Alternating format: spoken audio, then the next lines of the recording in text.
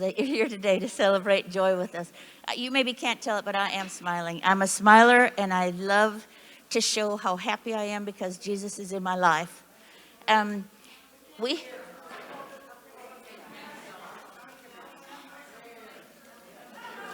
Now you can see that I'm smiling. I am really so happy that we're all here together. We have a great day planned. I hope that you're here for it. I do have one quick thing to say before we start anything, is that there is a purse missing, a black purse. If somebody has picked up, you found a black purse? It doesn't match Rick's shoes, so your purse is over there. Who is missing the purse? Okay. Never mind. Thank you. I'd like to introduce really quickly Helen, Paulson, and Christy Crow, who have spearheaded this whole thing. Come, please.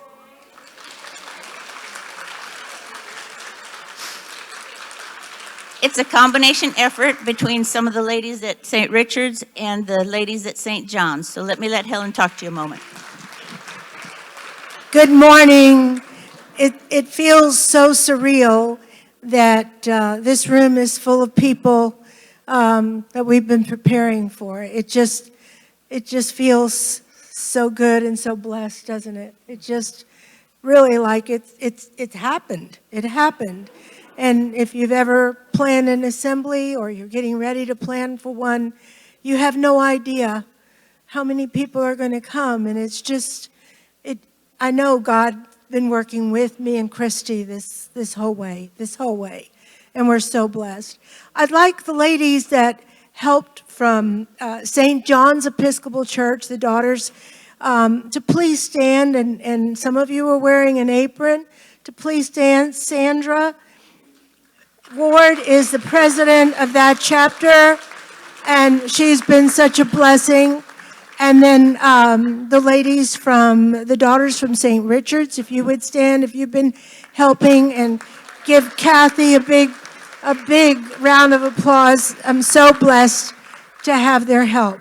So a few things I want to tell you about. One is that we have a labyrinth, and it's just right out here by the parking lot. You can walk the labyrinth. There is some booklets for Stations of the Cross. You may use that if you'd like to do the stations, because Stations of the Cross is also around the labyrinth. But we ask that you not take the booklets for the stations home with you. Please return those if you're going to use that.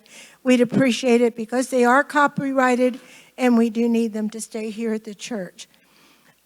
We have a prayer room. Our prayer room is right across through that door, and it's a nice, quiet, meditative place. And if you have any prayer requests, we'd ask that you just put it in the basket, and we'll be praying for that. And if you need just some quiet time, we have that. If they light the candle, please extinguish it before they leave. If you light a candle, please extinguish it before you leave. So then, need to tell you that the placemats that are on the table are yours to take home. They were made for you. They're a gift from us. And also in your little tin are bluebonnet seeds. And in your packet are the directions on how to plant your bluebonnet seeds. So we've provided that for you. And then your little Choose Joy plaques are also your gift. So, Tish is holding up the... yeah, the card, the pack, yeah, it's a copy of that in your thing. Restrooms are right past the hall where the vendors are. Please visit our vendors. They're here for you. One of our vendors is from Down Home Ranch. And they are the ones that helped me with your centerpieces this today. And we're really thankful that the ranchers did that for us. So, anything else, Christy, that I'm forgetting? Just Tish is trying to get your attention. what? Yeah.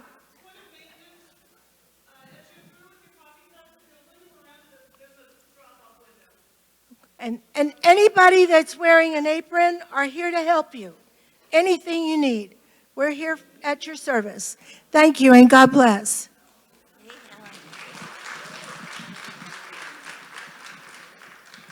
Good morning again.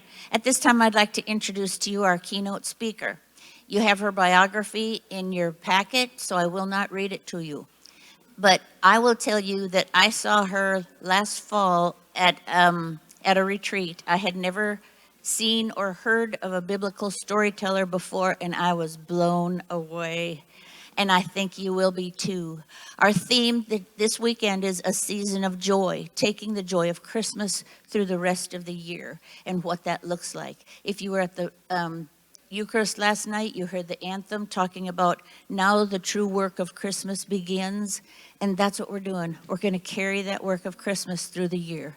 And I'd like you to join me in welcoming Kathy Culmer to our assembly.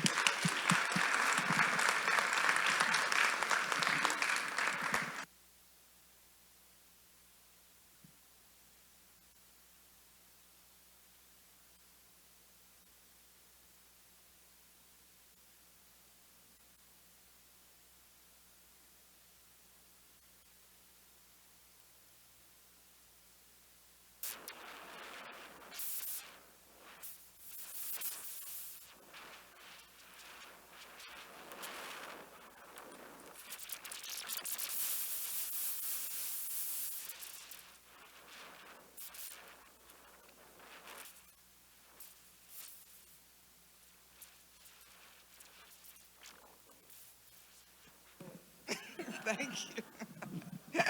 Good morning. Can you hear me now?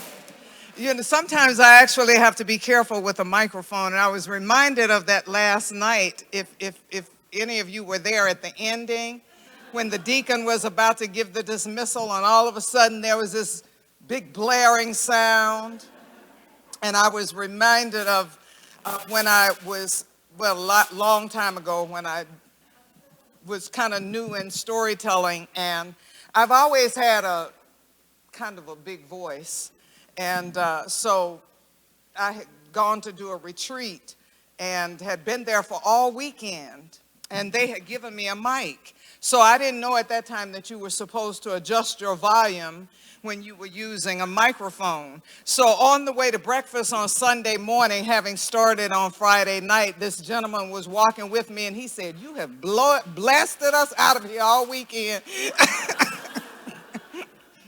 So for those who, I'll try to adjust, make some adjustments here, but I hope you can all hear me now. Is that right? Thank you so much for inviting me here to be a part of this celebration of joy. And I have really, it has ministered to me in just considering what to prepare and share with you here today. At first, for a while, I went along with this thing of, I'm the last person to be talking about joy. And I have a friend that at the beginning of the year, she's a prayer partner of mine, and we kind of seek God on the word that is to guide us for the year. And I've been trying to find all kind of things.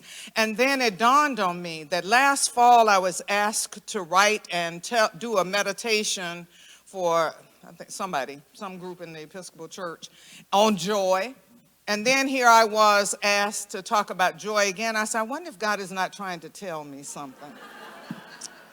So thank you for the opportunity to at least contemplate this topic of joy. Bishop Jeff gave a really outstanding sermon last night in terms of joy being in the Word, and we'll talk about that a little bit as we go along. I am a storyteller, so we can just say I am here to do some storytelling and sort of fill in the gaps in between that instead of being called this keynote. That's kind of daunting to be called a keynote speaker. But anyway, last night, the Glory Bound Singers, is that what you call, what the group is called that sang last night? You sang this night. This song had been in my heart all day, and I've been singing it all the way on the road up here, and it was going to be part of my presentation, and y'all sang it the first thing last night. But we're going to sing it this morning anyhow, all right? Rejoice in the Lord always, and again I say rejoice. Rejoice in the Lord always, and again I say rejoice. rejoice. Again I say rejoice. And again I say, one more time. Rejoice in the Lord always. And again I say, rejoice in the Lord always.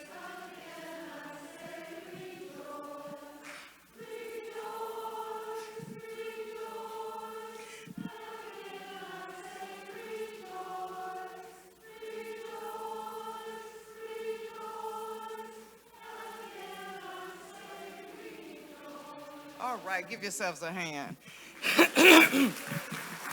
Or let us say, let us give the source of our joy a hand clap.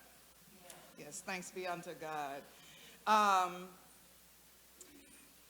In the spirit of carrying out that Christmas theme all year long, and I love it when you called me and talked to me and you said, you know, we think that we only can talk about these stories or entertain them at Christmas time. And then we kind of tuck them away on the shelves and go on about our business through the year. But they are the source of our joy. They are that word that lives in us and that gives us life. And so I guess it's good to kind of revisit them. And thank you for the opportunity to do that. In the 6th month of Elizabeth's pregnancy, that is Elizabeth, who was wife of Zechariah, mother of John the Baptizer, God sent the angel Gabriel to Nazareth, a village in Galilee, to visit a virgin named Mary. Now, Mary was engaged to a man named Joseph, who was a descendant of King David. Gabriel appeared before her and said, "Hail, King's favored lady, the Lord is with you." And Mary, confused and disturbed, wondered what it could mean. And Gabriel said to her, "Do not be afraid, Mary, for you have found favor with God. You will conceive and will give birth to a son, and you will name him Jesus, and God will give his ancestor David's throne to him, and he will reign over Israel forever, and his kingdom will have no end." Mary said, "But how could this be? I'm a virgin." And Gabriel said to her, "The Holy Spirit will come upon you, and the power of the Most High will overshadow you. And the child that you give birth to will be holy and will be called the Son of God. Furthermore, your relative is already pregnant in her old age." People said that she was barren, but she has conceived a son. For the word of the Lord will never fail. And Mary said, "I am the Lord's servant. May whatever you have said about me come to pass." And then the angel left her. A few days later, Mary hurried up to high country, to Judea, where Zechariah lived, and she entered the house and greeted Elizabeth. And at the sound of her greeting, Elizabeth's baby leapt inside her. And Elizabeth was filled with the Holy Spirit. And then Elizabeth exclaimed to her, "Blessed are you among women, and blessed is the child that you will bear." Why is it that I am so honored that the mother of my Lord should come and visit me? At the sound of your greeting, the baby in my womb leapt for joy. You are blessed because you have believed that the Lord will do what he said. Mary responded, "My soul doth magnify the Lord, and I praise the Lord my Savior, for he has taken notice of this lowly child. And from now on, all generations will call me blessed,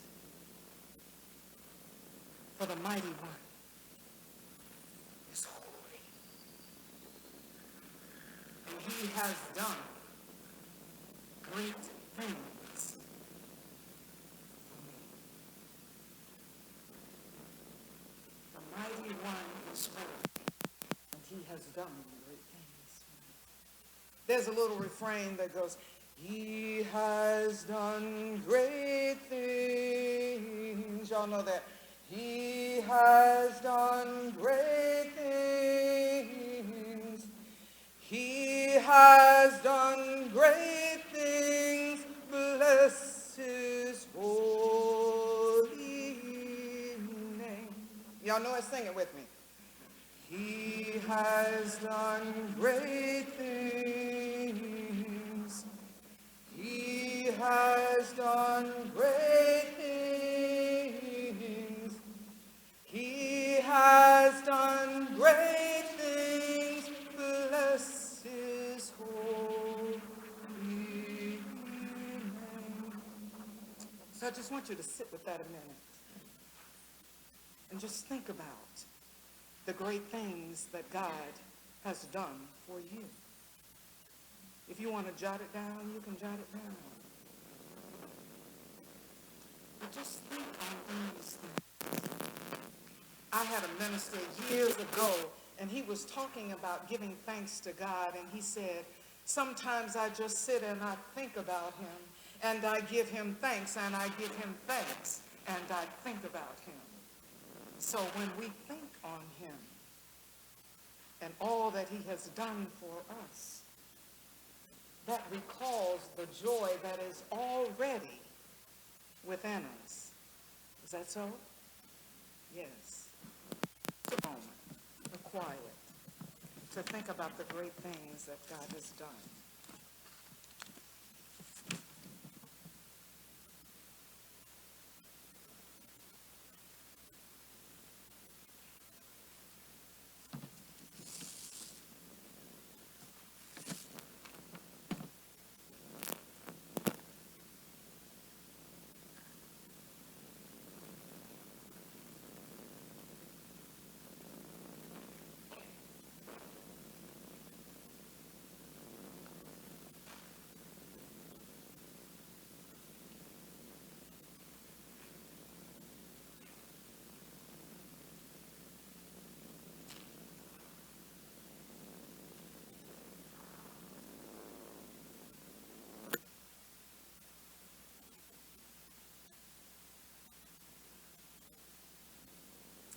In the beginning was the Word, yeah?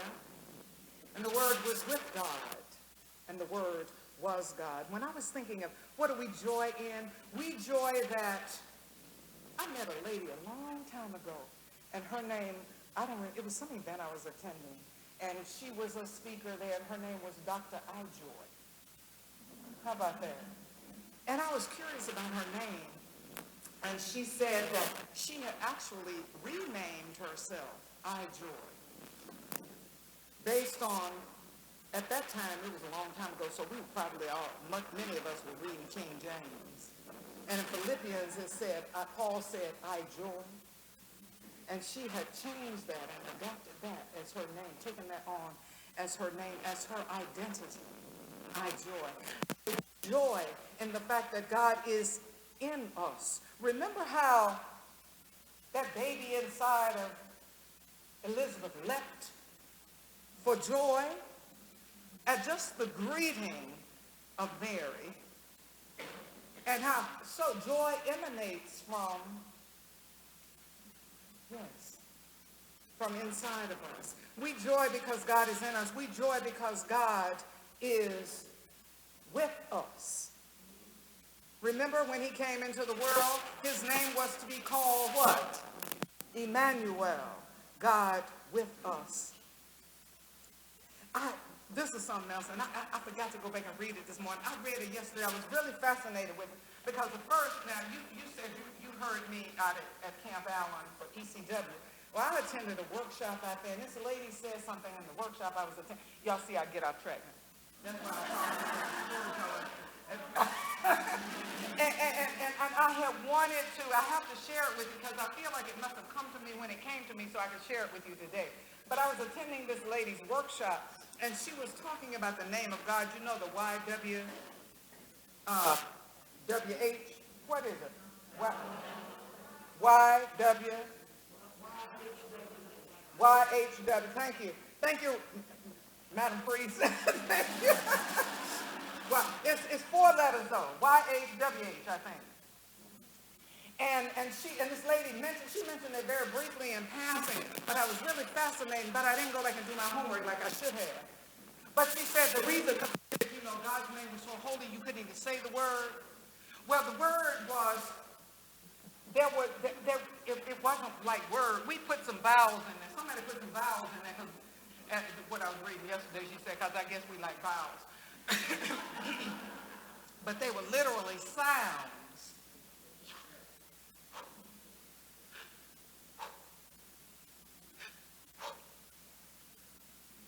And I started, y'all get it? It wasn't a word. That's why they couldn't say it. It was literally breath in them that you breathe in and you breathe out. Isn't that fascinating? That with every breath we breathe, we are calling upon the name of the Lord, whether we know it or not, whether we want to or not. You know what inspiration is? The feeling of the spirit of the breath. You know, at the beginning, see, I'm getting all off track now. In the beginning, because I will do that, y'all. Rein in. Because I'm fascinated with breath. I'm fascinated with God's breath. And in the beginning, how that breath, ruah, which was must have been the Hebrew word, ruah, because pneuma is the other word, the New Testament word, where there was the breath of God hovering there. And then when God made it on that 6th day of creation, when he made humans, what did he do? Breathe that breath into them, inspire. And then, I didn't notice when I was growing up, because they had the word, they used the word expire. I thought it was an old-fashioned word. I didn't know what it meant. When people would die, they would say they expired. But what it means is, well, the breath goes out of them. And it's like returning that breath to God. Okay, I'm off track. Let me get back on track. In the beginning was the Word, and the Word was with God, and the Word was God. He was with God in the beginning. In him all things were made. Without him, nothing was made that has been made. In him was light, and in that light was the light of the world. And the darkness has not overcome it. And then you skip down in John, this is John 1:1, y'all all know it. You skip down a few verses, and then you come to verse 14, where it says, and the Word became flesh and made his dwelling among us. And we have beheld his glory, the glory of the one and only Son, in all his truth and glory. And it came to pass in those days that a decree went out from Caesar Augustus that everyone should be registered. The first census had been taken when Quirinius was governor of Syria. So now everyone went to be registered, each one to his own town. Joseph also went up from Galilee through the city of Nazareth into Judea, the city of David, which is also called Bethlehem, for he was of the house and the lineage of David. He went to be registered along with Mary, his betrothed wife, that is, his wife of promise, who was with child. And while they were there, the time came for the baby to be born. And Mary, y'all know this story, y'all can say it with me, gave birth to her firstborn son. And then she wrapped him in swaddling cloths. Y'all know they have these things now for new babies. I got a grandbaby, I'm going there tomorrow because she's celebrating her second birthday. And they swaddle babies now. She wrapped him in swaddling cloths and laid him in a manger because there was no room for them in the inn. Now, in that same country, shepherds abiding, living out in the fields, keeping watch over their flocks by night. And behold, an angel of the Lord appeared before them, came and stood before them. And the glory of the Lord shone round about them. And they were greatly afraid. And the angel said to them, do not fear, for I bring you good tidings of great joy, which shall be to all. For unto you, that is, for your sakes, there is born in the city of David a Savior, who is Christ the Lord.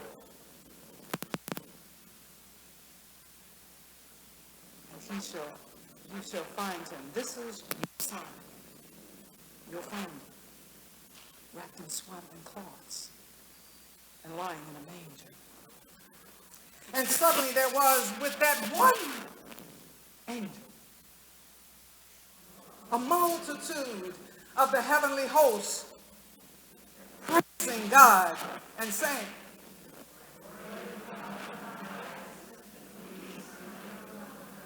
yeah, all of that. And when the angels had gone away and had returned to heaven, the shepherds said to one another, come, let us go to Bethlehem and see this thing that has been shown to us. And they went with haste. And there they found Mary and Joseph and the baby.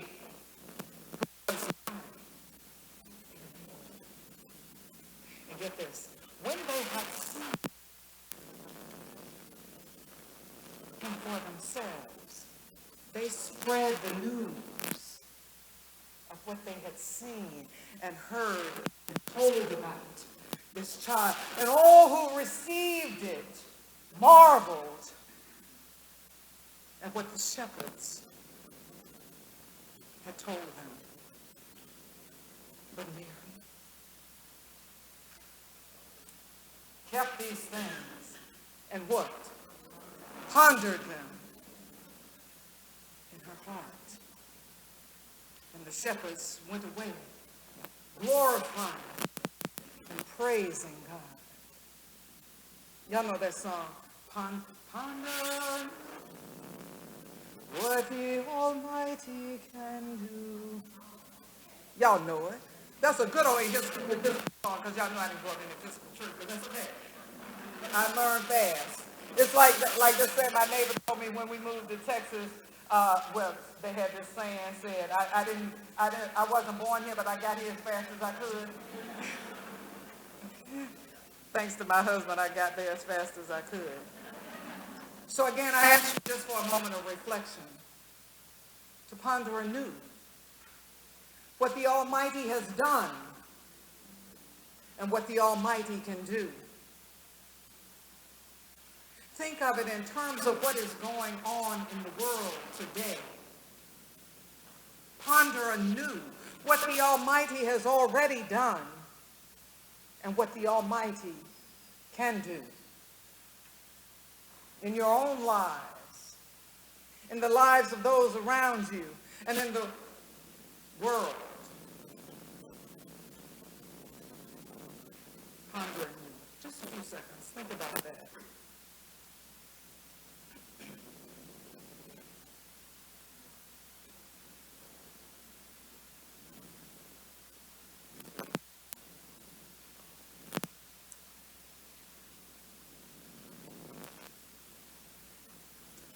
I was struck by that part of the story.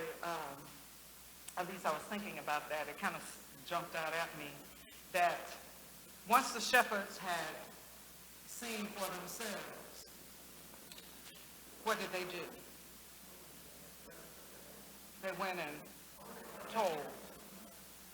And I think about one of my favorite stories to tell out of Scripture is, or one of my favorite stories is the story of the Samaritan woman. To me, it's one of my favorites because it's so simple in terms of what we are called to do as followers of Christ. God allows us to have those encounters with him, those moments of insight where he makes himself known to us, whether it is whatever the well is where he appears in our lives. And what did the woman do once she had an encounter with Jesus? She went back. All she did is say, come and see. Come and see for yourselves. Could this be the Christ? And that joy that, and I talk about joy, and I'm going to talk about that a little bit in a few minutes. Because we think that joy has to always be about laughter. Sometimes we think it has to be in response to the immediate situation in which we are, or occurrence, or that thing that happens that. But as I have come to understand it, the joy resides. It is how we call it forth. Anyway, I want to share this story with you just because this one of my other real favorites because I think it's about the gospel. And I think it is how we internalize the message of the gospel that allows us to have joy in the midst of whatever our circumstances may look like. Because I'm recalling those things in life, those messages that help us to call forth the joy that is in us. Now, the Lord is, I kind of did a little reworking on this thing. The Lord is shepherd by night and by day. When I walk in his way, but even when I stray, he will not let me get too far away or stay gone too long. With open arms, he welcomes me. And if need be, will come and meet me part way. There was a man who had 2 sons. The younger son went to the father and said, can you hear me? I got it with me, Mike, I'm sorry. That's why I needed the one in here, but anyway. I kind of got louder, I think, anyway now. Give me my share of the inheritance. So the father gave him his portion of his stuff. Not long after that, the young man gathered together all that he had and set off for a distant country where he squandered all his wealth in wild living. Not long after that, there was a severe famine in the whole country, and the young man began to be in need.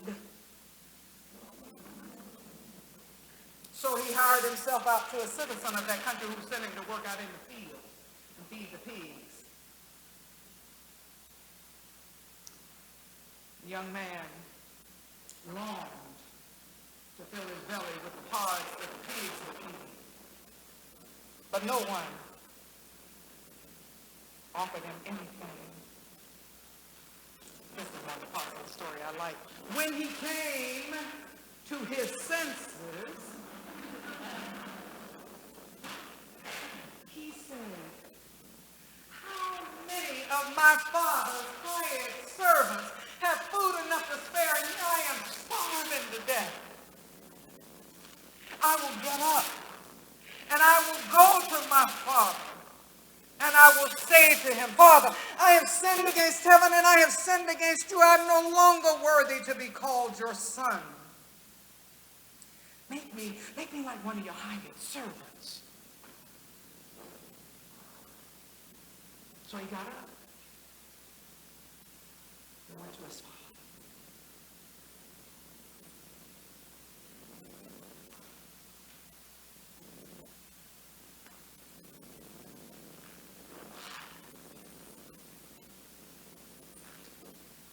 He was still a long way off.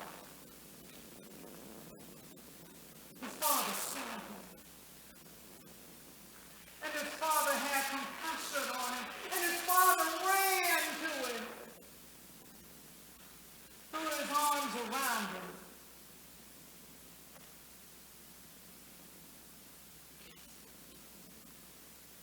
The son said to his father, my father, I have sinned against heaven, and I have sinned against you. I am no longer worthy to be called your son. But his father said to the servants, quick! Bring the best robe and put it on him. Put a ring on his finger and sandals on his feet. Bring the fattened calf and kill him. We must have a feast and celebrate, for this son of mine was lost. Now he's found. He was dead and is now alive. So they began to celebrate.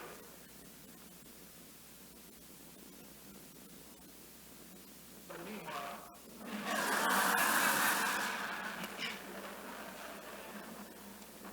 the older son was out in the fields.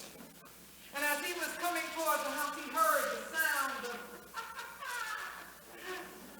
laughter and dancing. So he asked one of the servants what was going on, and the servant said, your brother has come home, and your father has killed the fattened calf because he has him back safe and sound.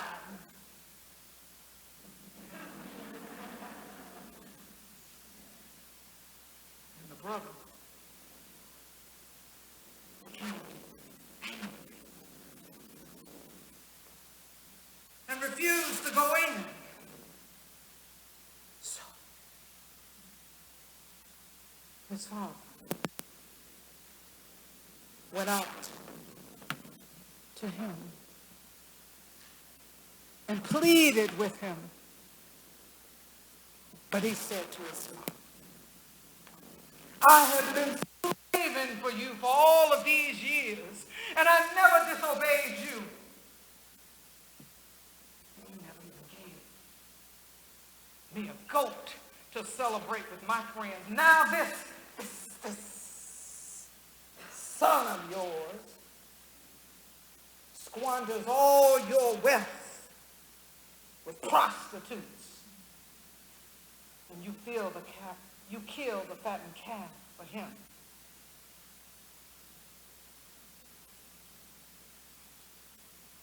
But his father said,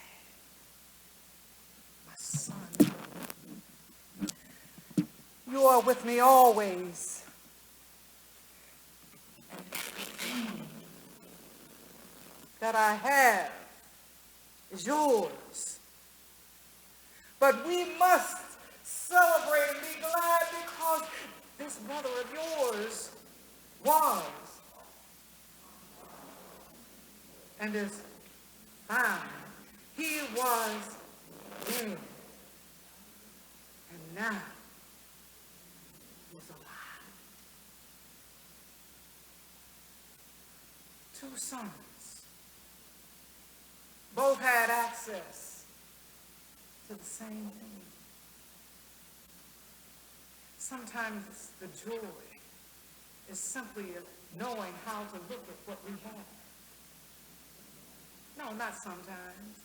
Is about how we look at what we have and the source to whom we look and give thanksgiving. I'm trying to keep y'all on time because I can do that too. But I'm not going to do that today. So, we celebrate or we find the joy when we remember that God is in us, that God is with us, and that God is for us. And I want to leave you with this last story. It's not a biblical story. It is a folk tale. And what I find sometimes when because I tell folk stories and I tell different kinds of stories, is that sometimes people in their interpretation of what they have heard scripturally will tell it in their own stories. It's sort of like Jesus and the parables. So we internalize those stories and we begin to speak that truth. And so I'm going to ask you to join with me because it's a participatory story and I thought I would wake you up in case I had put you to sleep. And so the part of the story goes like this, and this is the part you will help me with. I'll give you this little cue, and it goes, and you will say, God is greater than the king. Let's try it. God is greater than the king. I'll give you that cue because you don't know when I want to put it in. Okay. God is greater than the king. God is greater than the king. Now, there was once a woman named Opalunga. Well, there was one, before we get to Opalunga, there was this evil king who said to the people in his kingdom that from now on you will worship me instead of God. And if anyone is found worshiping anyone other than God, other than me, will have his head, you get it, chopped off. Now, the people didn't like this, but the kings planted spies throughout the kingdom, and they watched the people day in and day out. And anyone found in any way paying homage to anyone other than the king would immediately be reported, and they would have their heads chopped off. Now, during this time, there was a woman named Opalunga who gave birth to a beautiful baby boy. And when the time came, as was the custom of the people, she handed this boy over to her husband Osai to take him up the mountain and give him a name. Now, as Osai walked along with his son in his hands, he thought of how he wanted his son to know God. But he thought about that king's decree. Well, as Osai went along, an answer came to him, and when he came to the place on the mountain, he lifted his son into the air and he said, "My son, I name you God is greater than the king." God is greater than the king. And then he went home. Osai told Opalunga that he had named the son God is greater than the king. And Opalunga said, for surely that king will chop off our heads when he finds that out. Osai said, I did what had to be done. The rest is up to God. Well, Opalunga got a little consolation in that. And she wept, went into seclusion for days. And then finally Opalunga came out and she said, Osai, I could not bear the thought of us losing our son, so I think we should give him another name that we'll call him when we're in the presence of others, and we'll just call him that name that you gave him. God is greater than the king. When we're home alone. Well, Osai went along with his wife on that, and they gave the boy another name, and he grew up hearing himself called by two names. And he was fine with that. But then one day that Opalunga was having a kind of rough day, and the boy was outside still playing with friends, and it was time for dinner, and she, without thinking, opened the door and called out, God is greater than the king. Dinner's ready. And sure enough, the spider was planted outside of the house. Heard it, immediately went off to tell the king. King, I heard a woman call her son. God, bring her. He wanted to bring him to you so you could. But the king said, no, I want to handle this differently. You go and you have the husband come to me. So this spy, this servant of the king, went to their home and announced before them, Osai, the king wants to see you immediately. And then he turns around and leaves. Opelondo is distressed. Oh no, Osai, this is just because you banged that boy. Osai said, I'm not afraid of the king. Whatever happens to me, it's in God's hands. And then he went before the king. But to his surprise, his amazement, really, the king did not order his head chopped off. Instead, the king said to him, Osai, I hear you're a wise man, and I want to make you one of my counselors. And then the king reached in and took out a ring and gave it to Osai and said, I want you to wear this ring so that others will know that it's a token of my trust for you, that they must obey you as they obey me. Well, Osai, with great relief, received the king and put it on his finger and went off to tell his wife what had happened. Opalanga, the king wants me to be his counselor. He doesn't want to kill us after all. Maybe things are not as they seem. But Opalanga didn't trust the king.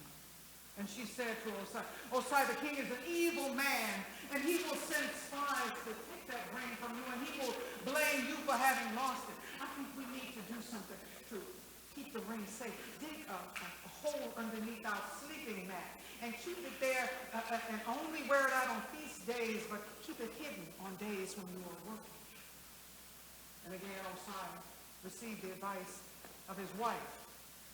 And that's what he did. And all was well until one day Osai had to leave the village, and that spy saw him leave and saw that he wasn't wearing the king's ring.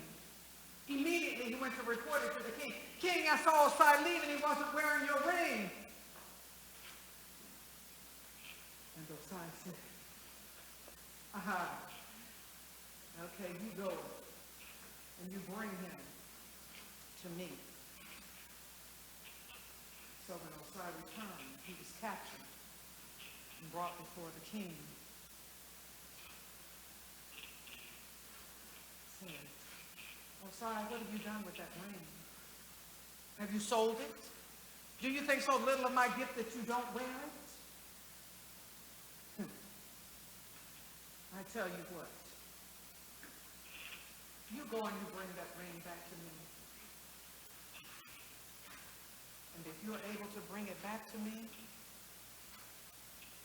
I will give you your kingdom. But if you do not, I will have your head. Now, what Osai did not know is that while he was away, the king had ordered that Opalanga be brought before him. And he had ordered her to bring to him the ring, saying to her that he wanted to have a duplicate made so that he and Osai would have matching rings. And now here was Osai, unaware of his wife's visit to the king, assuring the king that he could bring him the ring, assuring him that he knew exactly where the ring was. So off Osai went. Opalanga was not home, and Osai went and took the sleeping mat up and began digging in the earth, looking for the ring. And while he was looking for the ring, Opalanga returned. And she asked, Osai, what are you doing? And he said, I'm looking for the ring. I have to take the ring to the king. And Opalanga said, oh no, Osai, the ring isn't there. Osai, the king had me come and bring him the ring while you were away. He said he wanted to have one made so that he'd have one to wear himself. Osai, no, the ring. And Osai said to his wife, Opalanga, the king has given me 3 days to return the ring. And if I don't return it in 3 days, he will off all our heads. Opalunga began to weep and to wail, and she grew louder and louder, and her husband this time had no words of comfort for her. Opalunga wailed so loudly that it got the attention of the neighbors, and the neighbors came running to see what was the matter. And when they came, Opalunga told them the story of their son's name. And they couldn't want to sleep. And while she was explaining this all to them, the boy returned. And when his mother was all done, the boy said, "But mother, isn't God greater than the king?" And when his father Osai heard that, Osai went and grabbed the boy up in his arms and he said, "Yes, my son, God is greater than the king, and we will celebrate the greatness of God." Then he said to the neighbors, "Neighbors, go home and get your drums to make music. Opalunga, go to the market and bring back food for the celebration. We will celebrate the goodness and the greatness of God, even if it is our last act in this life."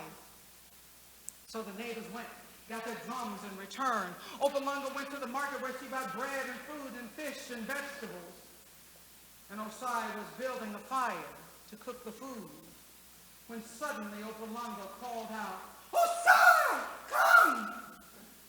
Neighbors, come!" And they all ran and gathered around Opalunga as she stood over the belly of an open fish. And there inside of the fish's belly was the king's ring that he had ordered a servant to throw into the ocean when Opalunga was back. Osai was so excited, he grabbed up that ring and he started to dance around and say, "It's a miracle, a wonderful thing. Let us rejoice, give thanks and sing. God is greater than the king." And the neighbors began to play their drums. "We will play our drums and sing.